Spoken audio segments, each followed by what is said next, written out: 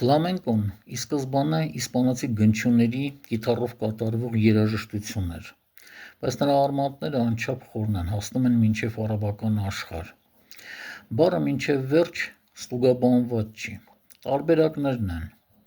արաբերենից ֆելլահ մանգո, փախստական գյուղացի։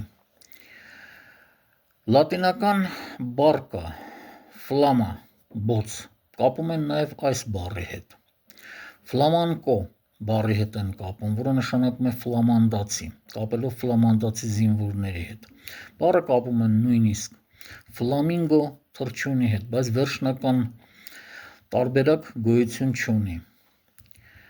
Երաժշտությունը ամբողջովին կազմված է իմպրովիզացիայի վրա։ Շատ ֆլամենկո նվագողներ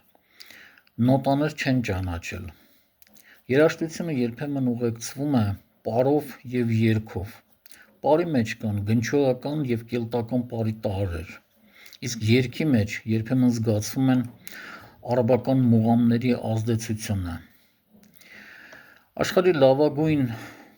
ֆլամենկո նվագողը բոլոր ժամանակների համարվել է իսպանացի Պակո դե Լուսիան 1947-2014։ Կան նաև բավականին լավ հայ ազգությամբ ֆլամենկո նվագողներ։ Նրանցից են Արմիկը, պարսկահայ, որն այժմ ապրում է Ամերիկայի Միացյալ Նահանգներում, և Հակոբ Ջրաղացպանյանը, որը բնակվում է Երևանում։ Բայց այս երկու հայերին կարելի է անդրադառնալ առանձին։ Դրանք նույնպես բավականին ազդու դեր են կատարում ֆլամենկո երաժշտության մեջ։